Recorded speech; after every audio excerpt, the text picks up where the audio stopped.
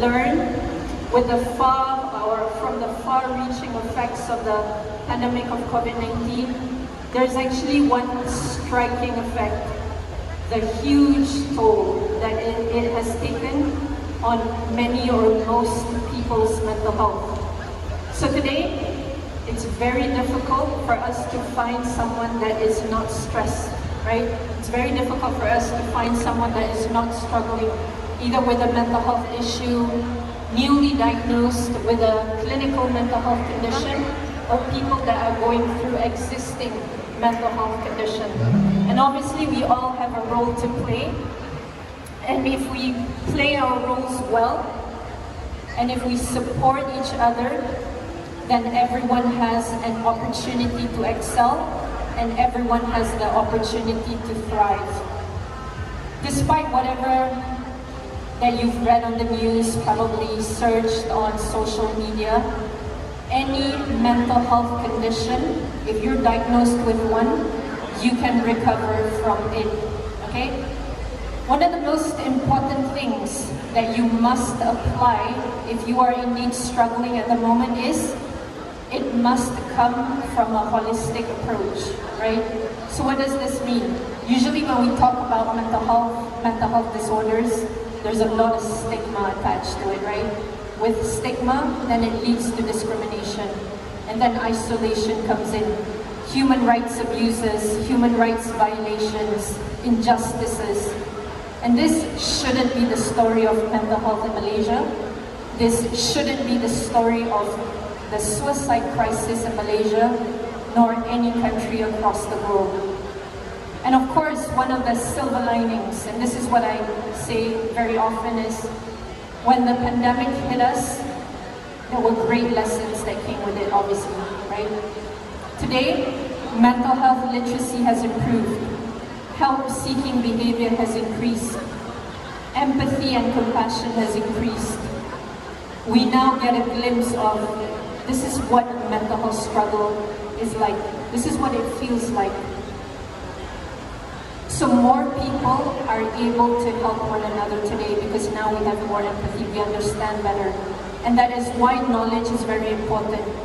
So if you guys listen to what I have to say today, this knowledge that you guys acquire, it will benefit people that are in need, and hopefully it translates to a change of behavior.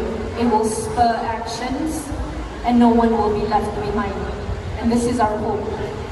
And although we might think, Anita, we're now in the endemic, it is as if we feel that, okay, all these challenges, all these difficulties, all these problems that we were facing during the pandemic, it has somehow resolved. But in actual fact, this is not true. Statistics and data is out. During the first year of the pandemic alone, we're looking at about an increase of 25%, guys, of people being afflicted with anxiety and depression in every country across the globe. So 25% is an average number.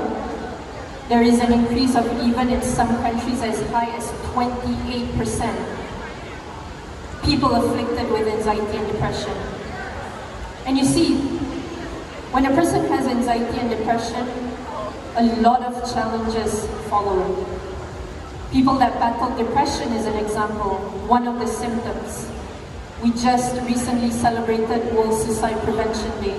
One of the symptoms of people or a person struggling with a clinical diagnosis of depression is having suicidal thoughts, ideation, suicide planning, contemplation of suicide. And unfortunately, when we don't help, one person may feel trapped, they may feel hopeless, they feel that there isn't a way out, and they might possibly choose that unimaginable act of ending their lives. When in actual fact, depression, suicide, sorry, in the context of what I'm explaining, suicide is 100% preventable, okay? So we all have a role to play, and we can all do something. So how can we help, guys? How can we, as a member of society? How do we help our loved ones? How do we help our friends? If suddenly when, one day someone comes up to us and says, I'm struggling with anxiety, I'm struggling with depression, I don't think, I want to live anymore. I might just, end my life. So how do we help? So a lot of times when we don't have this knowledge or we lack the knowledge, we panic. We don't know what to do. So that's why there's a lot of stigma, right? We say he's attention seeking, we say he's not religious enough, she's not praying hard enough, she's weak-willed, you've done a lot of sins in the past, so there's a lot of stigma, there's a lot of discrimination. So in actual fact, when we talk about all these intrusive thoughts, it comes without permission. So what does this mean? So for example, if you are sick, what happens? Your temperature increases, right? Suddenly you feel like a cough coming, you have sore throat, or maybe a cold, and you can't stop these symptoms from coming. Precisely that, with specifically depression, it will come, right? It's intrusive. It's not something that you can stop it from coming. But it doesn't mean that you can't prevent it, or it doesn't mean that you can't treat it, or it doesn't mean that you can't recover from it. You can. So again, it comes back to that holistic approach to the recovery process. So it has to be a biopsychosocial and spiritual components so that you can go through that process effectively. So it could be taking medication, it could be going for therapy, it could be going for counseling, it could be going for a peer support session, or other things that could help you, because we're all different. It could be going for art therapy, right? Non-clinical alternatives, right? Because we're all human beings. We like various stuff. So it could be exercising, right? It could be playing badminton, playing football. It could be spirituality. It could be going for classes.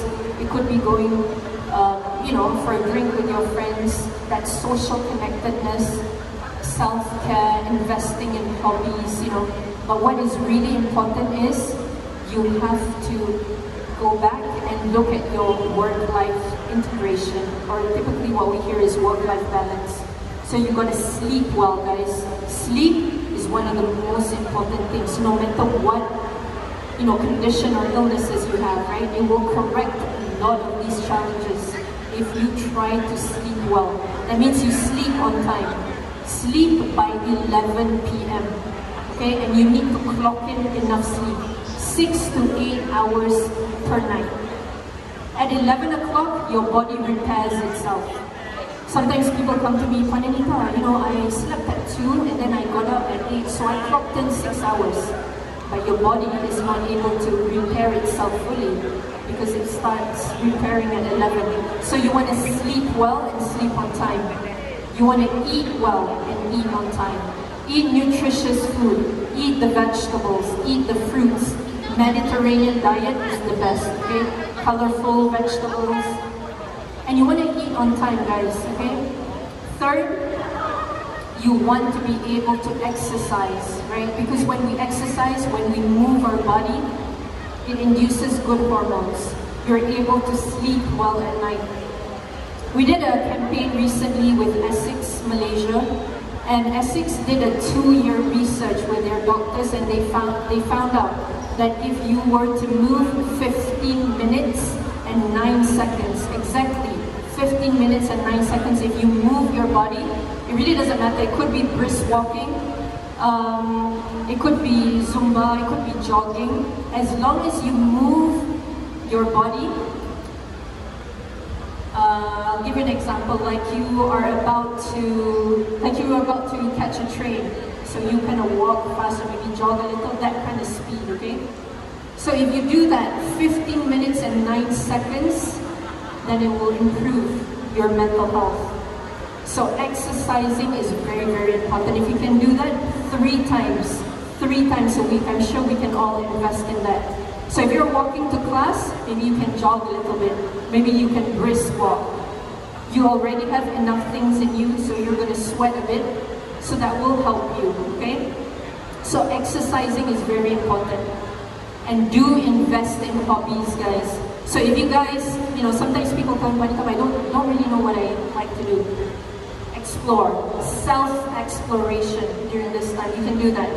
We don't really know maybe, what are the things that we like to do, what are, maybe our hobbies. Sometimes we like to follow our friends, or my friend, she likes to play badminton, so I follow her. Or my friends, they like to play football, so I follow them.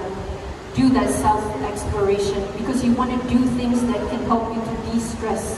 You want to do things that you can find pleasure in, that makes you happy. Because all these things are so important because it will help you to induce these good hormones. Because when you have a mental health condition, typically, what the doctors say, oh, you've got chemical imbalances in the brain, although that's one cause of it. So how do you balance these chemicals in your brains? You can do it naturally by all these things that I just said. So just taking care of your sleep, eating well, exercising, making yourself happy by investing in hobbies, taking care of yourself. And the last one, guys, which is so crucial and so important, is social connectedness. Obviously, right? During the pandemic, we were in extreme isolation. What happened? We were disconnected from everyone. We were disconnected from the world. We were disconnected from our social support system. Even, if you wanted to go jogging outside, you couldn't. So spending time with friends, spending time with family, but quality time. Okay? So it doesn't mean, I'll go to the mall, but then you're all on your phones. That's not quality time. Okay? So quality time, dump that phone, that laptop or whatever, and spend that time with your family and with your friends. And if you do this, exactly what I just said, you will see an improvement in your mental health. And this is something that we all must invest on a daily basis. Okay, the next thing is, I know I don't have much time. During the pandemic, again, a lot of people were struggling, especially students, right? Majority of you here are students. And what happened was, a lot of students today find themselves struggling with a mental health condition, right? Be it anxiety, be it depression. That's the more common ones. Self-harming is an example. Maladaptive coping mechanisms could be substance, right? Alcohol, drugs. So this has really, what do we say? A lot of people have used this, okay, coped with harmful things during this pandemic. And so one of the things that we did during this pandemic was we created a crisis helpline, okay? And our crisis helpline is 24/7. And I'll give you the number, so hopefully you can type it out or write it down, jot it down somewhere. But it's also here on our buntings and on our flyers. It's 1-800, so it's a toll-free number, 1-800-820066, okay? So this is our 24/7 crisis helpline for mental health. So if you find yourself struggling, if you find that someone that you love is struggling, or even a stranger, somebody on the street is struggling, somebody is telling you that they want to end their life, please call this number, 1-800-820066. Please memorize it as how you memorize the pizza number, okay? Also, we are looking at recruiting more crisis team members. So if you feel, I've got time, I've got time in the weekends, maybe 4 hours, or maybe I have time at night, 4 hours, or maybe in the middle of the night, I don't really sleep at night, Juanita. I've got 4 hours to spare.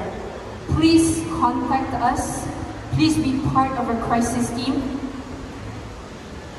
Please make yourself useful because we need you, and you can help other people that are struggling. Just 4 hours per week of your time might save a life, okay? So contact us if you are interested to be part of our crisis team. And again, those of you that are tuning in right now, our crisis helpline number for mental health, if any of your loved ones are struggling with mental health issues, suicidal tendencies, please give us a call, 1-800-820066. And if you call in, if the lines are all clogged up, please call again. And if you still can't get through, please call our other numbers. Please reach us on social media, whatever platforms. And again, there is also Talian Kasih 15999 that you can call as well. Okay, I think that is it that I have to share today. I hope that we all know we have an important role to play. If you indeed are struggling, or any of your loved ones are struggling, please help, please support one another. I think during this pandemic, we all have learned that all of us are struggling. Some are better at hiding it than others, but obviously we are all going through something. So thank you so much, everyone. I hope it was beneficial. And please take care, stay safe, and let's continue to help one another so that nobody needs to struggle alone, and definitely nobody needs to end their life. So thank you so much. Take care. Assalamualaikum.